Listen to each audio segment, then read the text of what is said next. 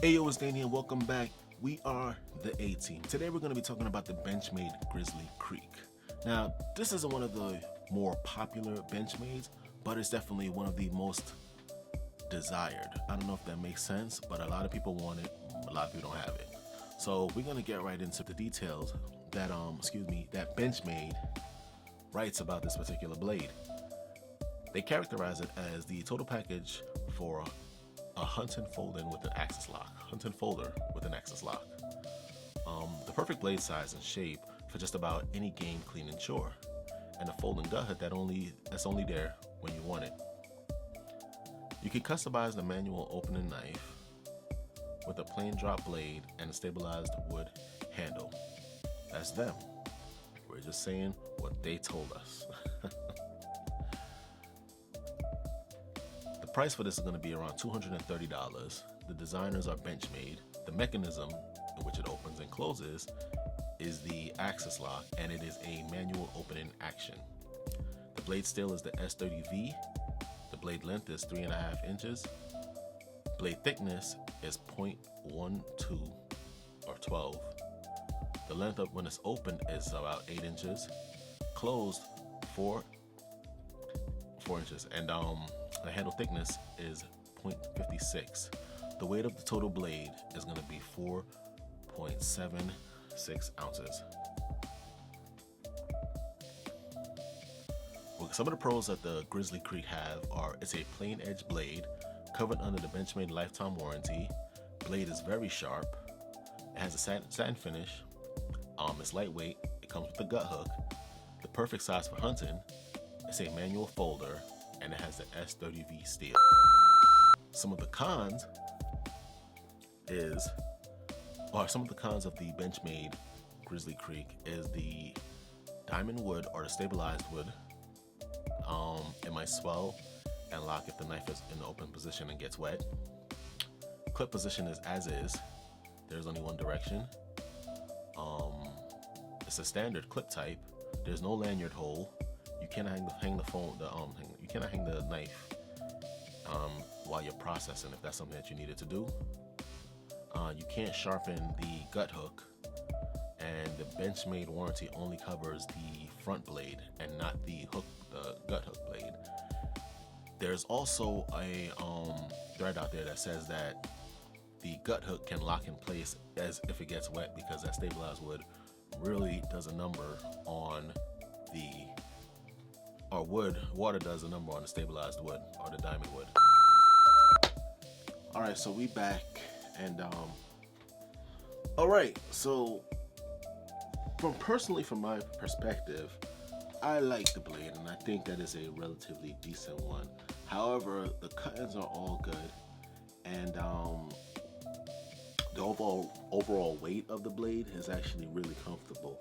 Where they lose me is what they classify the blade as.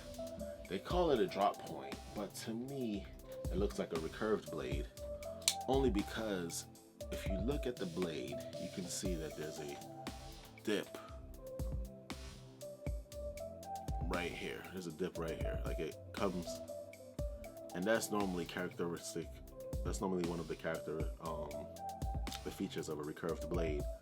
So it's very slight, but it's definitely not drop point. Drop point to me is something like this, where it's really obvious that the blade is a drop point. I don't really get that vibe with this particular blade. So, but you know what?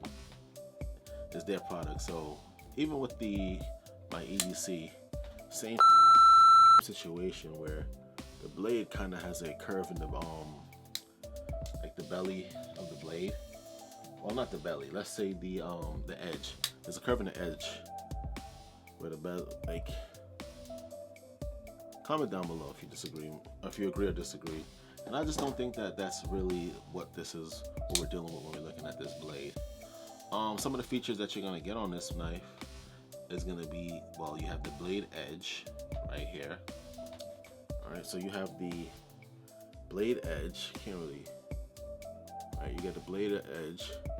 You're gonna have the bevel right here. Then you're gonna have the edge right here, this spot, this little flat side.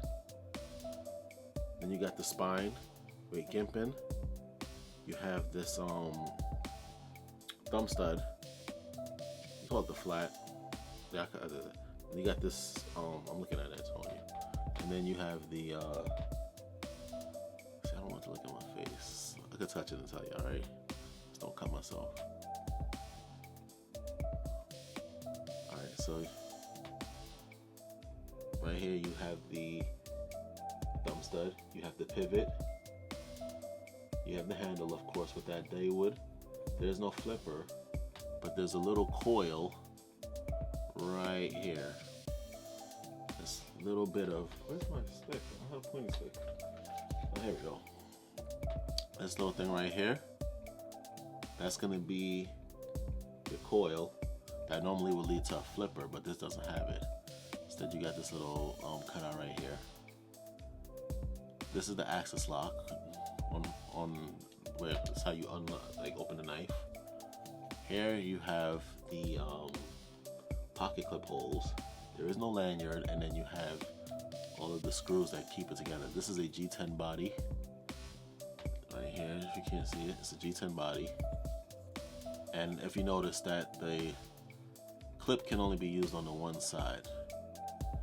Okay, fairly easy to close. Gimping is only found on the actual blade and nowhere else, not on the wooden handle.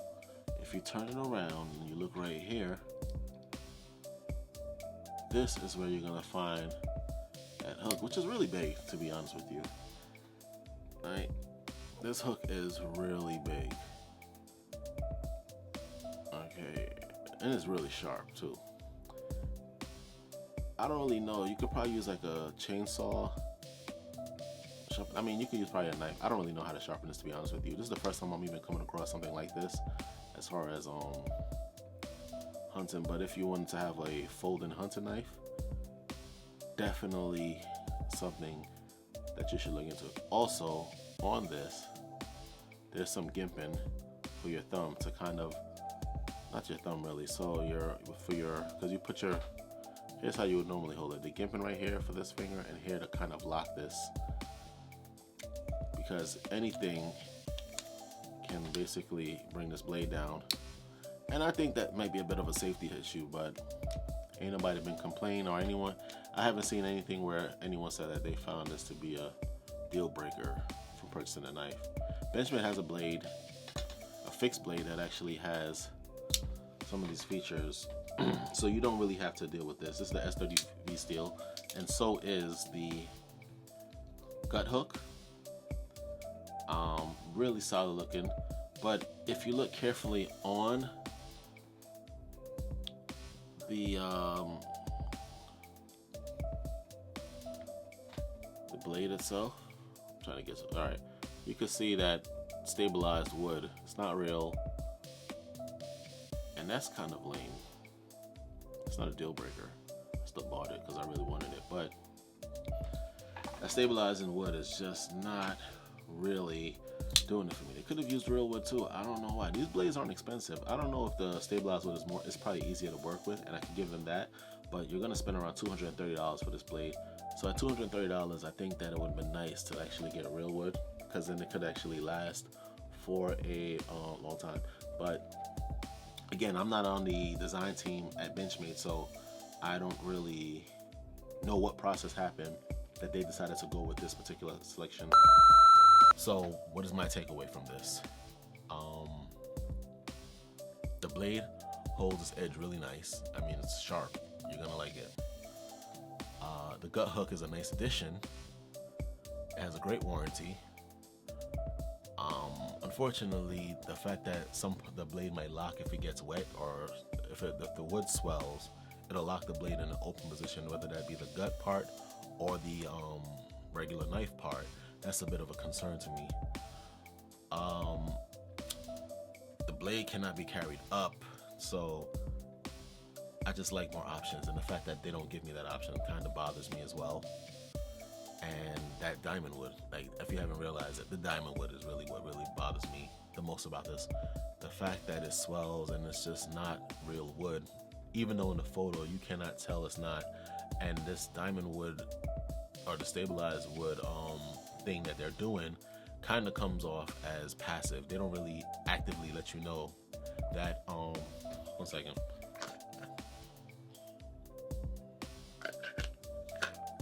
That is stabilized wood. That's not cool. Okay, so I think that is a big issue for me. In conclusion, overall, I think it's a great blade. I purchased it. I would like to see it in action. I would like to take it on a hunt and see exactly what goes down with the specific blade and how practical is it. Oh, did I show you guys my Apple Watch? It don't work. I mean, it works, but I gotta plug it into the charger. Let me see if I can show y'all real quick. Here it is.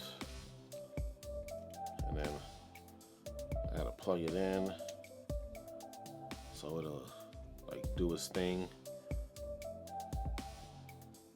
How dead is it? I gotta plug it out. That's really old. Look at that. Look at that, guys. Come on. Oh, I can't. Oh, you could like. I'm gonna flip it around for you. You could flip it around. Isn't it like a goofy watch? All right, better, right? It's like a kind of a goofy watch. You could do stuff. It's pretty dope. It has a radio too, but it uses an auxiliary that no one uses these days. I'm wearing Armani Mania, by the by. You know, it has GarageBand. No, it has genres. I don't know. Anyway, don't want to get distracted. In conclusion, right? I like the blade. I purchased it. I don't know if I'm gonna keep it. I would have to take it on a hunt to really see if it's gonna be worth it, like long term. I'm definitely turned off on the clip thing because you already know how I feel about the deep pocket carry and the fact that you're gonna carry it one way, blade in. Yeah, the blade has to be toward your back if you're gonna carry it in your right side, and the blade's gonna be on your front if you're on the left side. That's a deal breaker, which is why I wouldn't recommend this as an EDC. I could recommend this as a, so far from my observation, as a hunting knife, but not as an EDC blade. It doesn't meet the characteristics that I would consider a good quality EDC. It's a quality blade, but not for everyday carry. With that said, I'm leaving with you. You can comment down below if I missed anything, if you wanted to add anything. I appreciate every comment, good, bad, ugly, however you look at it, doesn't really matter. Thank you for watching. Hit that like, hit that sub. You can share it, you can comment, you can do anything you want to do down there, as long as it's like healthy criticism. All right, so thank you for watching. 1.